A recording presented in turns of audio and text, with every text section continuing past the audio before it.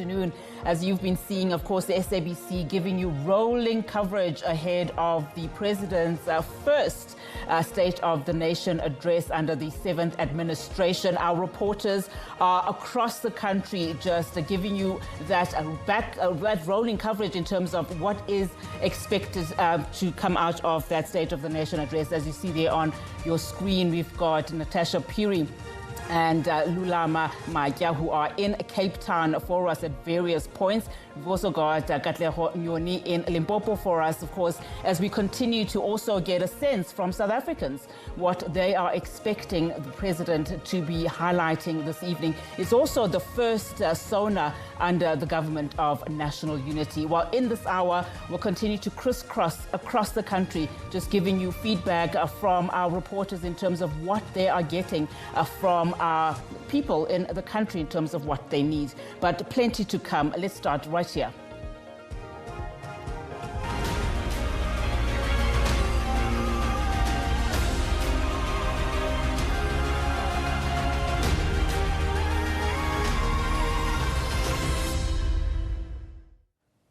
Well, in fact, let's take you now to Cape Town, where we go to the City Hall, where President Cyril Ramaphosa will be delivering the 2025 State of the Nation address at 7 p.m. tonight.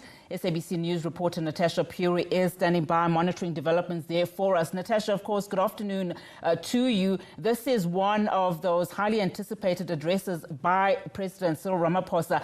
A number of issues then he will be addressing this afternoon. Of course, unemployment being one of those key issues. It's also one of the priorities of the GNU. Just talk to us about what you are observing there in Cape Town and just some of the people that you've been speaking to.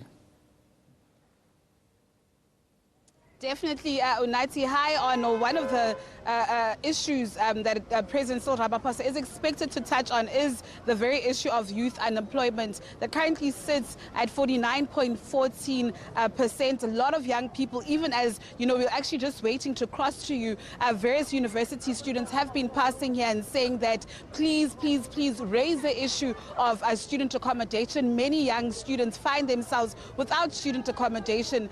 Also, Unati, of course, you mentioned the issue of youth unemployment. We're actually joined right now outside the parliamentary precinct by Nape, Senong, who is a network strategist at Youth Capital. And we just take this conversation to him. Nape, thank you so much for joining us on SABC News.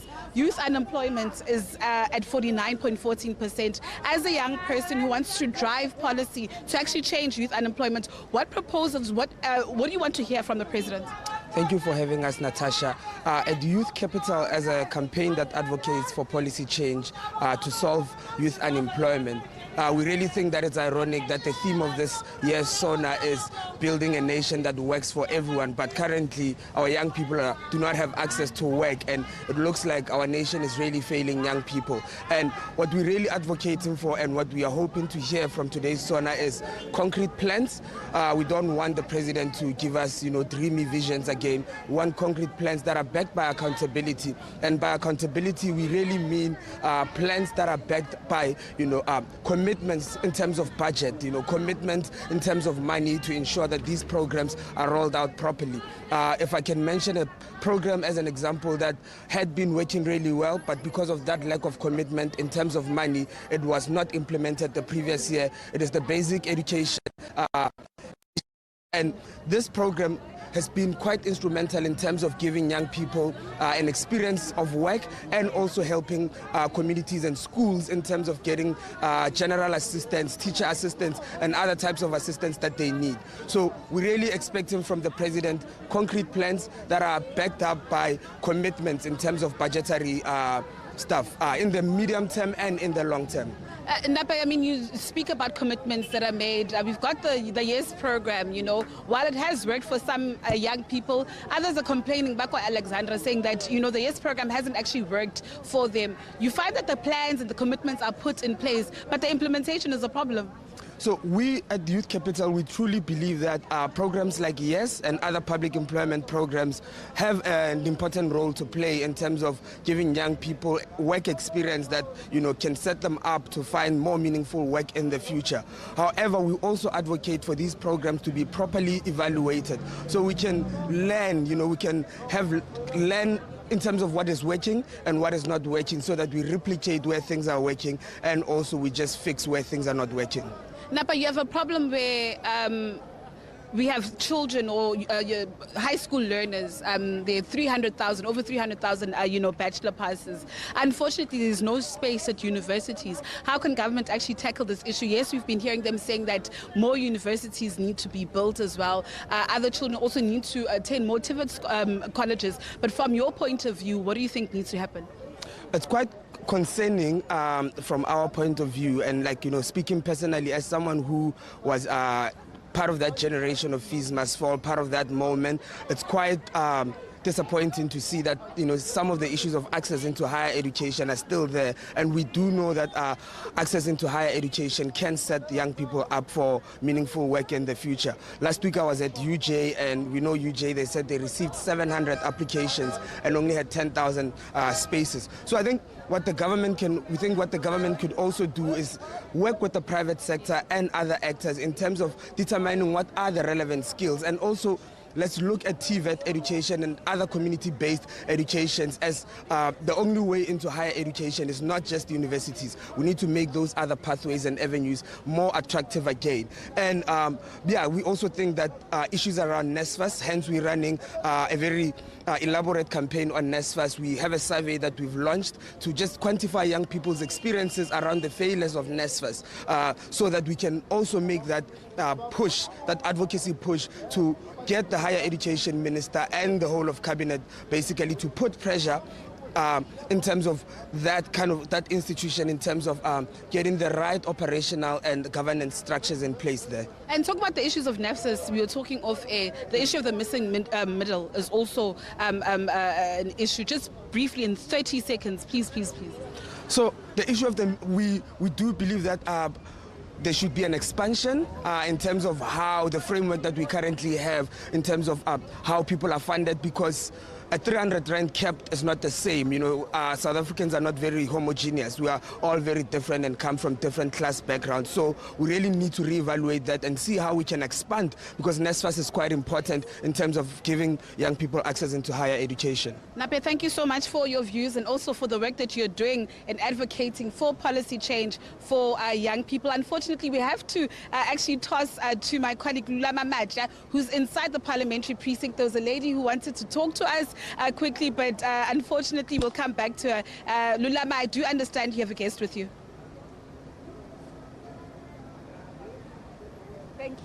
Thank you very much, Natasha. Welcome to Parliament.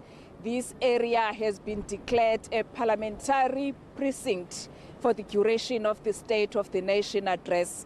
We can see that now it's really countdown to 7 o'clock. The emergency vehicle is over that side, over the road. It's on standby for any eventuality that can happen, because when there's crowds of people, anything is possible. So emergency vehicles are there. The Army Force is here, the Air Force Band is here, practicing, making preparations for this evening. They were rehearsing even yesterday. Today, they are here just for final preparations before 7 o'clock in the evening. The red carpet has been rolled out in preparation for the dignitaries, the judiciary, the speakers from the various provincial legislatures. The deputy president and the president are going to walk there and get inside. There's also the podium or the stand where President Cyril Ramaphosa is going to stand there for the national anthem and the 21-gun salute before he walks inside and delivers the State of the Nation address for 2025. There's lots of issues that the president is expected to touch in his speech, including the economy. Many South Africans are looking forward to see what is it that he's going to say that is going to stimulate the economy, create jobs, attract investment locally, and even foreign investors to come and invest in the country. This week, there was a mining indaba here in Cape Town where investors, especially those that have interest in mining, were gathering there, talking about investment opportunities, not only in South Africa, but in Africa as well, in the mining. We know that in South Africa, the mining industry has a challenge of illegal mining. Maybe the president will also touch into that. How is the country going to deal with illegal mining? That is robbing the economy billions of rands. Another thing that the president is expected to talk about, the communities here in the Western Cape, especially those in the townships and on the Cape Flats, have a challenge of crime. They are looking forward to hear what the president is going to say about dealing with crime in these communities. There's also challenges of drugs. What is it that the president is going to say about the challenges of drugs? Young learners here in high school, especially those who are living in the townships, they are saying that they would want the president to deal with the issue of the schools here, the dilapidating conditions of schools in townships. They are saying that although they are fortunate to be able to come to schools in the townships, they would want the president to address those conditions as well. And also the question of the DRC, where 14 soldiers from South Africa died. The president is also expected to deal with that Unati. So as the country is waiting for 7 o'clock for him to address the nation, for now, let me link to Katlego in Limpopo.